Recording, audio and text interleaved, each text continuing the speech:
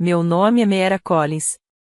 Tenho 31 anos e, no aniversário da minha irmã, levantei uma mimosa e, com calma, dei ela 30 dias para sair do apartamento em que estava morando de graça. Começou como a maioria dos eventos familiares para nós: bebida demais, barulho demais e ressentimentos não ditos escondidos por conversas educadas. Clara, minha irmã mais nova por 3 anos, insistiu em fazer o brunch de aniversário na casa da nossa mãe pelo ambiente, que todos sabíamos ser um código para bebida grátis e alguém para limpar a bagunça. Quando meu namorado Ethan e eu chegamos, já havia carros demais estacionados na rua. Eu podia ver silhuetas pela janela, pessoas se movimentando, copos na mão. Ethan olhou para mim enquanto desligava o motor. Tem certeza de que quer fazer isso? Ele perguntou. Não, eu disse, mas estamos aqui. Ele apertou minha mão. Toque na minha perna debaixo da mesa se quiser que eu finja uma emergência de trabalho. Consegui sorrir. Combinado. Dentro da casa, o cheiro era de xarope, spray de cabelo e prosecco. Clara dominava a sala de jantar, vestida com um macacão branco como se tivesse confundido o aniversário com um ensaio de jantar. O batom já estava borrado nos cantos, e o jeito dela rir alto demais me dizia que ela já estava bebendo há algum tempo. Olhem quem finalmente chegou, chamou, abrindo os braços como se fosse dona do lugar. Feliz aniversário, eu disse, inclinando-me para abraçá-la. Ela cheirava a perfume de baunilha e champanhe barato. Mike, o namorado dela, estava no canto, tentando, sem muito entusiasmo, correr atrás do filho pequeno ao redor da mesa de centro, como se estivesse em um percurso de obstáculos que não tinha assinado. Nossa mãe estava no cabeceira da mesa, com um Bellini na mão, bochechas coradas, cabelo arrumado como se estivesse em um cruzeiro ao meio-dia, em vez de ressacada do que tivesse bebido na noite anterior. Meus primos Emma e Jared estavam sentados no meio, lado a lado. Eram duas das poucas pessoas na sala que ainda pareciam conectadas à realidade. Jared levantou o copo em um discreto brinde. Emma me deu um pequeno sorriso de simpatia, daquele tipo que se dá a alguém prestes a entrar em uma tempestade inevitável. Ethan e eu pegamos lugares perto deles. Servi-me de uma mimosa, mais suco de laranja do que champanhe, e tentei não pensar no apartamento. 6 meses antes, Clara me ligou aos prantos. Por favor, Mir, disse, com a voz trêmula. Fomos despejados. O Mike está entre empregos. A creche está acabando com a gente. Não temos para onde ir. Só 2 meses, juro. Só até a gente se reorganizar. Eu estava sentada na minha própria cozinha, no meu pequeno apartamento, olhando para a planilha onde acompanhava as despesas do apartamento que tinha comprado como investimento. Não era nada de luxo. 2 quartos, sacada pequena, bairro decente. Meu plano era alugá-lo, guardar a renda e, eventualmente, usar para me mudar de estado. Em vez disso, ouvi a mim mesma dizer: ok, 2 meses. 2 se tornaram 4. 4 se tornaram 6. O aluguel nunca apareceu. As contas estavam apertadas neste mês. A creche sempre prestes a mudar. Mike quase contratado. Enquanto isso, eu pagava as taxas do condomínio, o IPTU, e via um investimento perfeitamente bom parado ali, como um buraco negro com meu nome na escritura. Mas eu fiquei quieta, porque é isso que eu faço. É isso que eu sempre fiz. Empurrei esse pensamento para longe enquanto a mãe completava os copos de todos e encostava delicadamente a colher na borda do dela. Para minha menininha, murmurou, já um pouco bêbada. Mais um ano, mais bonita ainda e, de alguma forma, ainda solteira, o que significa que eu fico com você. As pessoas riram. Clara fez seu melhor gesto de coirrou. Meu pai resmungou do outro lado da mesa, já com 2 cervejas, apesar do brunch, como se tivesse sido arrastado contra a vontade. A comida estava boa. Vou dar eles isso: pilhas de panquecas, travessas de bacon, salada de frutas que ninguém tocou. A conversa zumbia ao meu redor como estática. Eu assentia nos momentos certos, sorria quando alguém olhava na minha direção, deixava Ethan apertar meu joelho debaixo da mesa quando eu ficava muito silenciosa. Por um tempo, consegui fingir que tudo estava normal, até Clara se levantar. Ela balançou um pouco enquanto erguia o copo, a luz do sol refletindo na borda, lançando pequenos brilhos sobre a mesa. Gostaria de fazer um brinde, anunciou. A sala se silenciou. Até o bebê se contorcendo no colo de Mike ficou anormalmente quieto. Para mim, disse, sorrindo. E para as pessoas que sabem ficar no seu lugar, ela virou a cabeça e fixou os olhos nos meus. Todos os outros também olharam. O silêncio nos pressionou. Não era o tipo de piada que dava para fingir que era sobre outra pessoa. Todos sabíamos o que ela quis dizer. Ela se referia à última vez que eu sugeri, delicadamente, que ela conversasse com um consultor financeiro. A vez em que ousei perguntar quando eles planejavam começar a pagar o aluguel. A vez em que recusei ser consignatária de um financiamento de carro que Mike queria. A mão de Ethan apertou minha coxa debaixo da mesa. Emma ficou completamente imóvel. Jared olhava para o prato como se fosse a coisa mais fascinante que já tinha visto. Eu senti a mesma onda familiar subir no meu peito, humilhação, raiva, vontade de encolher, de rir para disfarçar, de deixar passar por causa da família. Mas algo era diferente desta vez. Pensei no contrato assinado que estava em uma pasta na minha mesa em casa. Aquele que dizia que um comprador tinha fechado negócio com o apartamento na semana passada. Inspeção marcada, data de fechamento definida. Dinheiro já reservado na minha mente para um novo lugar a 3 estados de distância. Pensei na mensagem de Mike ontem, perguntando se eu podia cobrir o seguro do carro dele só desta vez. No comentário da minha mãe ao telefone, você sabe lidar com dinheiro, Mera. É para isso que serve a família. Então pensei no fato de que eu nunca tinha dito não a eles de uma forma que realmente valesse. Nenhuma vez. Peguei minha mimosa. Minha mão não tremeu. Para as pessoas, disse, minha voz cortando o silêncio, que agora tem 30 dias para encontrar um novo apartamento, já que eu acabei de vender o apartamento em que vocês moram.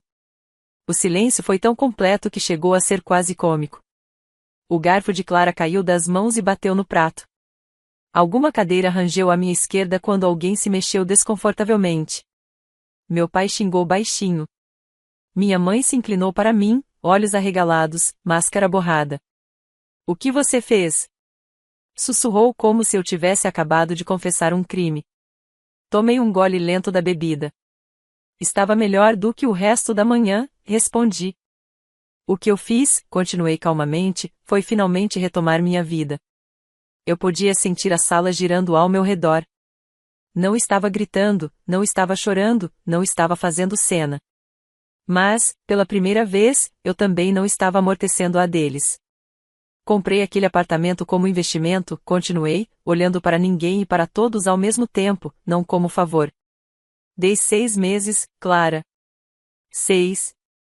Sem aluguel, só contas, e mesmo essas chegavam atrasadas metade do tempo. Cansei de ser seu colchão de segurança. Você está falando sério? A voz de Clara quebrou. Você vai vender o apartamento sem nem falar com a gente? Você me deu um teto de graça. Você brindou as pessoas ficarem no seu lugar. Pois bem, eu estou trocando de estrada. Mike abriu a boca como se quisesse intervir, mas minha mãe se antecipou. Você sempre escolhe os piores momentos para fazer um ponto, estalou. Isso é para ser uma comemoração. E ela poderia ter mantido meu nome fora da boca dela, repliquei. Mas aqui estamos. Emma olhava fixamente para o guardanapo, mordendo a parte interna da bochecha. Jared mexia os lábios, como se lutasse para não rir e estivesse perdendo. Ethan apenas me observava, olhos firmes, como se esperasse há muito tempo para me ver traçar uma linha. Clara empurrou a cadeira com tanta força que ela raspou alto no chão. E daí? Exigiu. Agora estamos sem casa. Não, eu disse. Vocês têm 30 dias. Eu ia oferecer ajuda com o primeiro aluguel de um lugar que realmente coubesse no orçamento de vocês. Ia dizer isso hoje. Olhei para o copo dela, ainda pela metade. Mas, depois desse brinde, vocês vão se virar sozinhos. O pânico se espalhou imediatamente, vozes se sobrepondo, meu pai resmungando, minha mãe derramando a bebida. Mike meio de pé, meio sentado, dividido entre ficar à mesa ou seguir Clara enquanto ela se jogava na cozinha. Deixei meu copo na mesa, passei o guardanapo no canto da boca como se tivéssemos terminado uma refeição normal e me levantei. Feliz aniversário, disse. E então saí. Estava na metade da garagem quando ouvi a porta se abrir atrás de mim, passos apressados tentando me alcançar. Mera! Chamou Emma. Virei-me. Ela e Jared vinham na minha direção, o vento bagunçando o cabelo de Emma, Jared enfiando as mãos nos bolsos. Isso foi, começou Emma. Brutal, completou Jared. Emma sentiu, com justiça. Exalei. A raiva ainda nem havia chegado totalmente.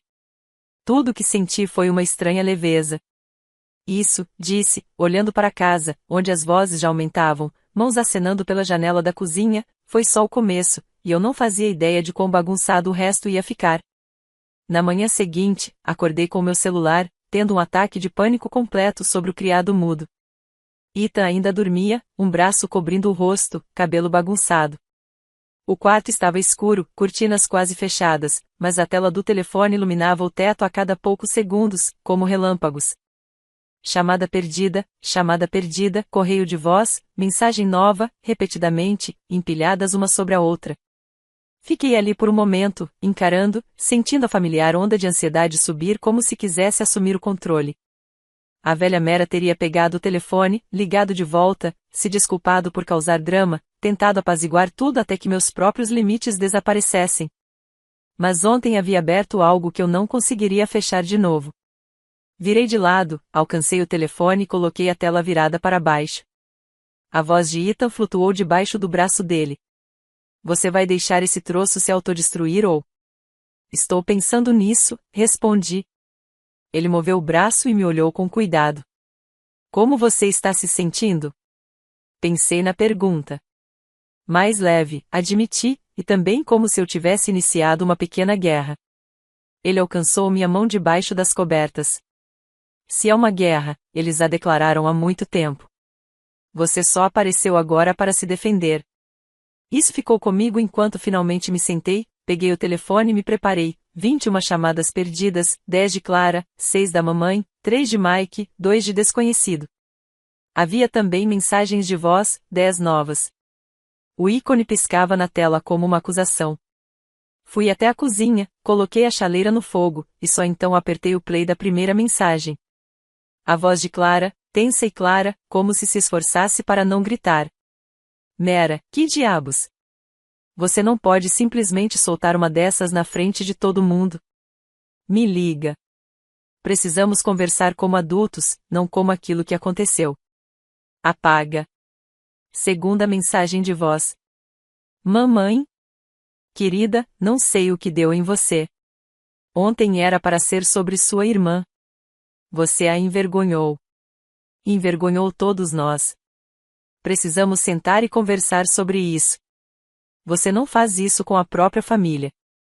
Lá estava a frase que eles repetiam como uma oração sempre que precisavam me fazer sentir culpa suficiente para esquecer que eu tinha coluna. Terceira mensagem de voz. Mike, parecendo que não dormiu. Olha, Mera, você nos pegou de surpresa. Nem nos deu chance de nos preparar. Temos uma criança. Você não pode simplesmente puxar o tapete assim. Me liga. A gente resolve. Fiz café enquanto as mensagens continuavam tocando. Na quinta mensagem, o tom mudou. Clara novamente, desta vez chorando e irritada, as palavras saindo atropeladas. Você está sendo cruel. Estamos quase desmoronando. E você escolhe justamente o meu aniversário para quê? Provar um ponto. Você ama mais aquele apartamento do que sua própria família. Espero que esteja feliz. Eu não estava feliz, mas também não estava desmoronando. Por volta do meio-dia, começaram a chegar mensagens de texto. Clara, você nem respondeu uma ligação. Cresça, Mera. Mamãe, todos nós cometemos erros. Você também. Mas isso é cruel. Mike, você está desestabilizando a vida do seu próprio sobrinho por dinheiro. Pense nisso antes de responder. Deixei o telefone sobre a bancada e deixei ele vibrar sozinho. Por volta da 1 da tarde, ele vibrou de novo, com outro nome. Emma, você está bem? Sentei-me em um banco e exalei. Surpreendentemente, sim, escrevi de volta. Na verdade, estou bem. Ela respondeu quase imediatamente. Que bom, porque eles estão todos perdendo a cabeça. Clara está falando em contratar um advogado, kkk. Sorri, apesar de mim mesma. Claro que ela estava. Eu sabia o suficiente para saber que não havia nada que um advogado pudesse fazer. Não havia contrato de aluguel, nenhum acordo escrito, nenhum histórico de locação. Clara e Mike eram legalmente hóspedes que ultrapassaram todos os limites. Ainda assim, a ameaça era típica de Clara, alta, dramática e baseada na suposição de que todos iriam ceder antes que ela precisasse encarar a realidade. No terceiro dia, eles pararam de se esconder atrás das mensagens de voz. Mike apareceu no meu escritório. Minha recepcionista me avisou. Ei, Mera. Tem um cara aqui perguntando por você. Diz que é urgente. Meu estômago se revirou. Como ele é? Uns 30 e poucos anos, cabelo escuro, meio estressado. Fechei os olhos. É ele. Mande-o para a pequena sala de conferência. Vou aí em 1 minuto. Quando entrei, ele estava andando de um lado para o outro, mãos enfiadas nos bolsos, olhos vermelhos. Você nos pegou de surpresa, disse assim que a porta se fechou. Sem oi, sem desculpas. Naquele brunch, na frente de todo mundo, foi errado. Sentei-me, deixando suas palavras pairarem no ar por um segundo. 6 meses de promessas e sem aluguel meio que me pegaram de surpresa, disse. Ele estremeceu levemente. Então mudou o tom. Olha, só precisamos de mais tempo. 2 meses no máximo. Vou fazer turnos extras. Vamos apertar o orçamento. Começaremos a pagar aluguel imediatamente, ou pelo menos alguma coisa. Só nos dê uma chance. O apartamento está sob contrato, disse eu. Inspeção é na próxima semana. Fechamos em 1 mês. Não posso simplesmente mudar de ideia porque vocês perceberam de repente um prazo que eu dei na frente de um prato de ovos. Ele passou a mão pelo rosto. Você ainda pode desistir. Não é tarde demais. Somos família. Podemos resolver algo entre nós. Vou te pagar por fora quando as coisas melhorarem. Ri. Não foi de propósito, mas escapou. Curto e sem humor. Que parte dessa situação faz você pensar que eu confio em você com qualquer coisa financeira agora? Perguntei.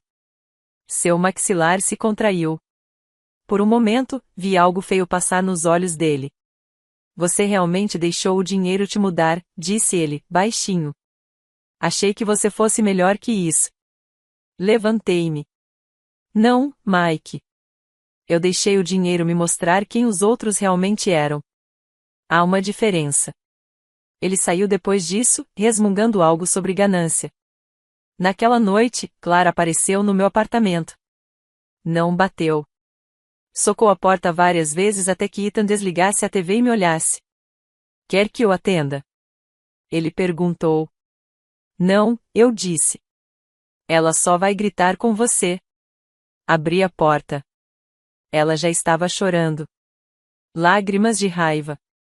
Aquelas que queimam. Como você pôde me humilhar assim? Você me fez passar vergonha na frente de todo mundo no meu aniversário. Você se fez passar vergonha também, respondi. Eu apenas parei de fingir. Você não percebeu. Estava esperando para me emboscar, ela disparou. Poderia ter nos falado em particular. Poderia ter nos dado uma chance. Em vez disso, você se levantou e jogou minha vida fora como se fosse uma piada. Você brindou as pessoas ficarem no seu lugar como mamãe.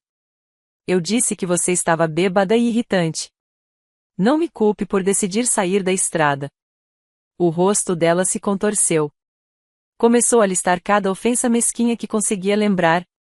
Você chegou atrasada no meu chá de bebê. Sempre acha que é melhor que eu. Roubou meus doces de Halloween quando éramos crianças. Em algum ponto dos doces de Halloween, percebi como tudo isso era inútil. Vocês têm 1 semana e meia, disse de forma direta. Sugiro que comecem a fazer as malas. Não vou voltar a morar com mamãe e papai, disse ela imediatamente, como se a ideia a ferisse fisicamente. Você não vai ficar no meu apartamento, eu disse. E não vai ficar comigo. Se vire. Os olhos dela se arregalaram, incrédulos. Sou sua irmã. E por 6 meses, eu fui sua proprietária de graça, respondi. Esses empregos acabaram. Ela saiu furiosa, tropeçando pelo corredor, gritando. Cansei de você. Nunca mais fale comigo. O que, honestamente, soava mais como uma solução do que como uma ameaça. Mais tarde naquela noite, minha mãe ligou. Hesitei, mas atendi. Não deveria ter feito isso. Ela estava bêbada. Eu percebia pelo jeito que as palavras se enrolavam, o pequeno atraso entre o pensamento e a fala. Você não faz isso com a própria irmã, repetia sem parar. Se seu pai estivesse sóbrio o suficiente para falar, ele diria o mesmo. Então ela falou em voz alta a parte silenciosa. Você acha que é melhor do que nós porque tem seu trabalhozinho, seu dinheiro e seus imóveis, mas não se esqueça de quem trocou suas fraldas. Desliguei o telefone, sem delicadeza, porque era exatamente isso. Eles não me viam como pessoa. Me viam como uma extensão deles, um recurso, um plano B, uma rede de segurança ambulante. Podiam me fazer sentir culpa sempre que a vida pesasse. A família só aparecia quando eu tentava dizer não. No dia seguinte, Emma e Jared me levaram para beber. Quase não falamos sobre a situação. Rimos de histórias antigas, fofocamos sobre o trabalho, reclamamos do estacionamento péssimo da cidade. De vez em quando, Emma tocava meu braço e dizia: Você está bem? Eu assentia, porque, por baixo do caos giratório, eu sabia disso, Clara não ia se entregar silenciosamente. Ela ia arranhar, chorar, inventar histórias e tentar fazer todo mundo esquecer como chegamos aqui. E pela primeira vez na vida, eu estava pronta para deixá-la fazer o que quisesse, desde que não envolvesse eu consertar nada. No 4º dia, a situação havia se transformado em algo grotesco e estranhamente previsível, como assistir a um acidente de carro em câmera lenta que você tentou avisar, mas todo mundo insistiu em dirigir mesmo assim. O primeiro sinal veio por mensagem de um número desconhecido. Desconhecido. Você realmente fez um estrago com Clara e o bebê. Frio. Fitei a mensagem e digitei uma única pergunta. Quem é? Nenhuma resposta. Segundos depois, outro número desconhecido. Colocar uma criança na rua é insano. Espero que você consiga dormir à noite. E foi aí que caiu a ficha. Clara havia começado seu hobby favorito, teatro de vítima. A história que ela espalhava, sua irmã generosa e altruísta, Meera, havia decidido de repente vender a casa deles, deixando Mike e o filho na rua da noite para o dia.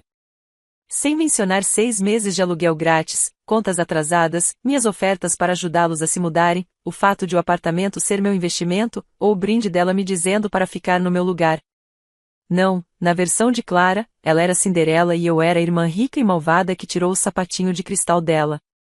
Ignorei as mensagens, mas não ignorei o que veio a seguir, a ligação de pânico do comprador. Por volta do meio-dia, meu telefone tocou. Não era Clara, nem minha mãe, nem Mike.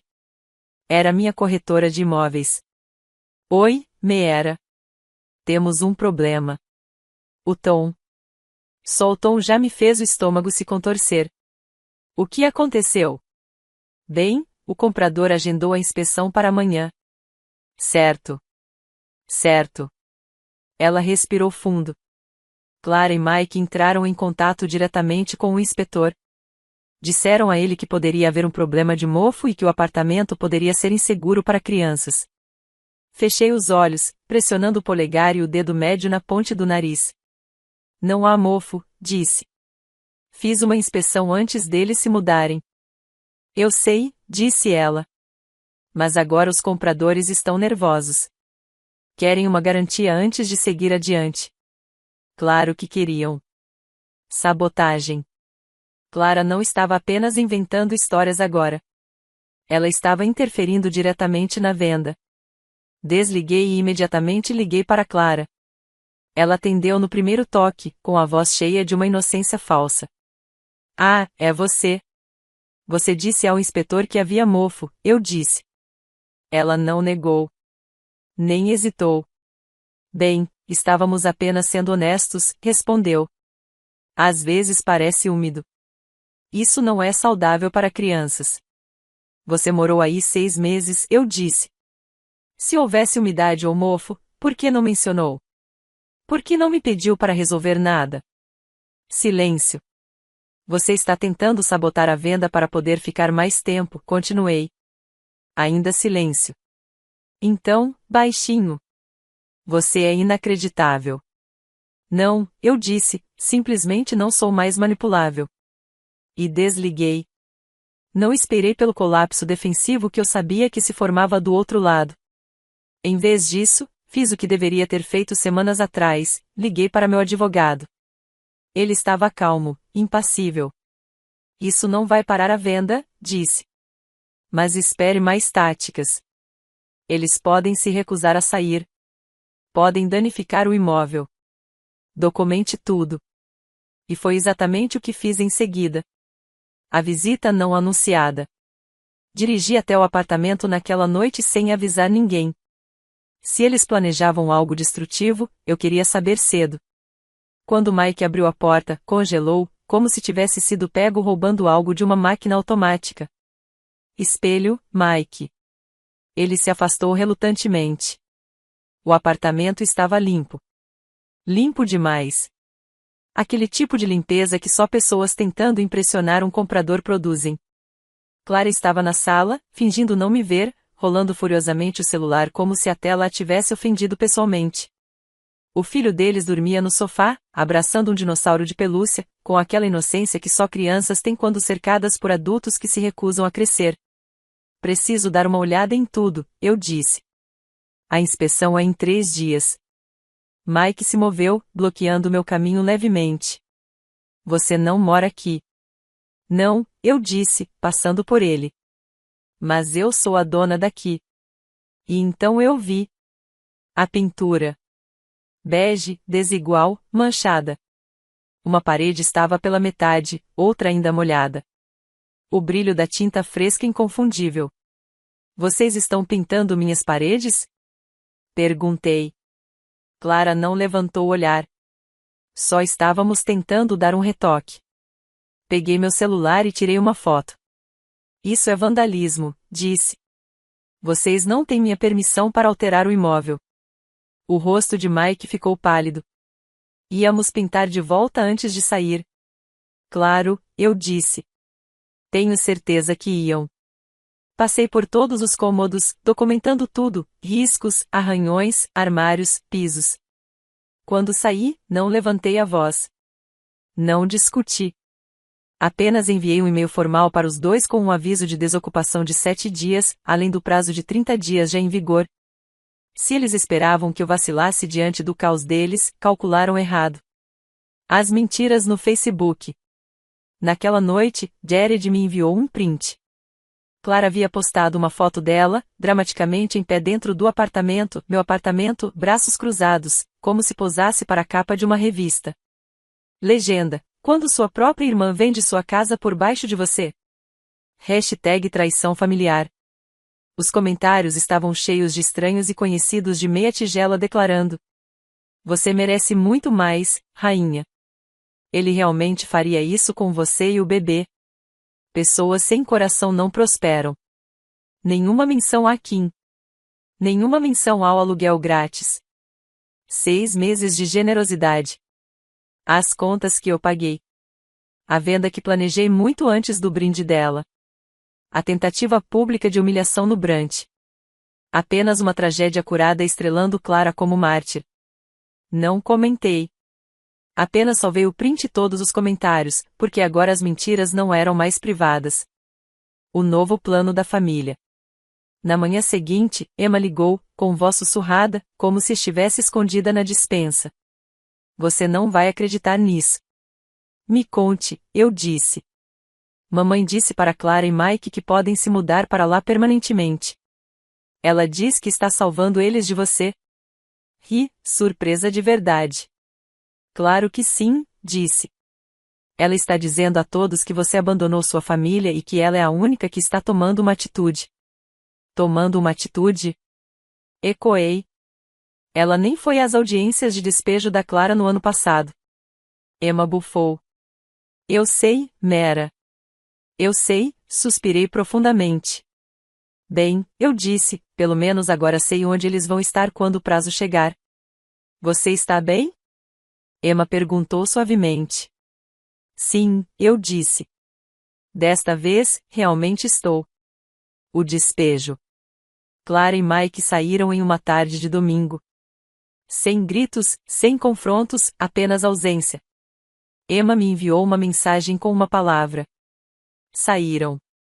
Eles deixaram a chave na portaria do meu prédio. Nenhum bilhete, nenhum obrigado. Nenhum reconhecimento por 6 meses de generosidade. Dirigi até o apartamento sozinha naquela noite, me preparando para encontrar destruição. Em vez disso, encontrei algo pior: negligência, descuido, evidências de uma vida que eles não valorizavam porque não pagavam por ela. Um berço quebrado encostado na parede. Um tapete manchado enrolado no canto. Uma geladeira grudenta cheia de iogurte vencido. Embalagens de barrinhas de granola espalhadas pelo chão. Uma caneca lascada no balcão com os dizeres "Melhor mãe do mundo", colada com fita no espelho do banheiro. Um desenho infantil. Palitos de bonecos, uma casa, a palavra família escrita com caneta roxa trêmula. Por um momento, um único momento, aquilo quase me quebrou. Não porque eu quisesse eles de volta na minha vida, mas por causa de quanto espaço emocional, financeiro, mental eles ocuparam sem minha permissão. Espaço que finalmente eu estava retomando. Na manhã seguinte, a corretora do comprador me encontrou lá. Ela olhou ao redor e balançou a cabeça. Honestamente, disse ela, esperava encontrar algo pior depois de tudo que você me contou. Assenti. Eles já causaram um verdadeiro estrago, disse, baixinho. Só não nas paredes. A inspeção passou, a venda continuou, e a contagem regressiva para minha fuga finalmente começou. A venda do apartamento foi concluída numa sexta-feira à tarde. Uma transferência bancária caiu na minha conta. Mais dinheiro em um só lugar do que eu jamais tinha visto na vida. Deveria ter me sentido triunfante, vitoriosa, um prêmio esperado após meses de caos. Em vez disso, quando sentei à mesa da cozinha olhando para o e-mail de confirmação, só senti alívio. Como se um peso tivesse caído das minhas mãos, deixando-as finalmente, abençoadamente, vazias. Na mesma noite, meu telefone tocou. Minha mãe. Eu deveria ter deixado cair na caixa postal. Realmente deveria. Mas alguma parte de mim, aquela que ainda esperava que a lógica pudesse vencer, atendeu de qualquer jeito. Sua voz veio cortante, dura, já tremendo de indignação. Eles vieram aqui sem nada. Sem cumprimento, sem calor, só acusação. Nada, Mera. Tivemos que comprar mantimentos. O bebê gritou a noite toda e o Mike está dormindo no chão. Uma pequena parte escura de mim quis dizer, parece qualquer outra família em crise. Bem-vinda à realidade que você fingia não existir. Em vez disso, eu disse. Você disse a eles para se mudarem. Não tínhamos escolha, ela retrucou. Vocês sempre têm escolha, eu disse calmamente. Sempre. Só não gostam das consequências quando outras pessoas finalmente também têm escolhas. Ela inspirou fundo. Você deveria ter ajudado eles, continuou. Para onde mais eles iriam? Eles tiveram 6 meses para resolver isso, eu disse. 6 meses de moradia gratuita, contas pagas, extensões. Ofereci ajuda repetidamente. Eles disseram não, ignoraram ou passaram o tempo culpando todo mundo, menos a si mesmos. Minha mãe ficou em silêncio. Não um silêncio reflexivo, mas um silêncio como arma. Então ela disse a frase que me mostrou que estávamos falando línguas completamente diferentes. Clara está pensando em tirar o bebê da creche agora. Diz que não podem pagar porque você não ajuda mais. Aí estava. A virada, a implicação, o gancho emocional de culpa que sempre tentaram me amarrar. Não vou aceitar, eu disse simplesmente. Ela é sua irmã, argumentou minha mãe. E eu fui a proprietária dela, respondi. Uma proprietária muito generosa, muito paciente, que recebeu um brinde dizendo para ficar no seu lugar. Eu estava seguindo esse conselho. Silêncio. Um silêncio longo, afiado. Você mudou. Ótimo, eu disse. E ela desligou. A vilã da família. Na manhã seguinte, Jared me enviou uma mensagem. FYI. Agora você é oficialmente a vilã. As reuniões de família são 50% sobre o que você fez e 50% sobre o que aparentemente ainda deve a todos. Ri alto na cozinha. Não estava com raiva, não estava magoada. Estava livre, mais leve por dentro do que em anos. Respondi. Deixem que construam uma estátua. Eu me mudo na próxima semana. Porque eu ia me mudar. Há meses pesquisava uma nova cidade. Um lugar pequeno, a 3 estados de distância. Quieto, acessível, com limites construídos na própria geografia. Naquele fim de semana, fiz uma proposta por uma casa. Foi aceita em 24 horas. Não fiz festa de despedida. Não enviei cartão de mudança de endereço. Não liguei para explicar, justificar ou amenizar o golpe. Apenas comecei a empacotar. Ita me ajudou a dobrar roupas e colocá-las nas caixas. Ele não perguntou se eu tinha certeza. Não perguntou se eu me arrependeria. Apenas disse: onde quer que você vá, eu estou com você. Eu não sabia que precisava ouvir isso até então. A partida. No dia da mudança, carreguei meu carro com o essencial e deixei o resto para os carregadores. Dei uma última olhada no meu apartamento. Não era sentimental, apenas um reconhecimento da versão de mim que morava ali. Então fechei a porta. A viagem de carro parecia como respirar pela primeira vez em meses, talvez anos. Sem mais visitas inesperadas. Sem mais mensagens de voz carregadas de culpa. Sem mais ser a gerente de crises não paga da família. Apenas uma estrada longa, céu aberto, música batendo nos alto-falantes, e a mão de Ethan descansando silenciosamente sobre a minha. A primeira mensagem de voz da minha nova vida. 4 dias depois de me instalar, recebi uma mensagem de um número desconhecido. Clara, espero que você esteja feliz, disse ela, o veneno fino entrelaçado à exaustão. Você destruiu essa família. Mamãe diz que é como se você tivesse morrido. Ninguém quer nem dizer seu nome agora. Houve uma longa pausa. Enfim, Mike tem uma chance de trabalho meio período. Estamos pensando em ter nosso próprio lugar de novo. Não se preocupe, não estamos pedindo nada.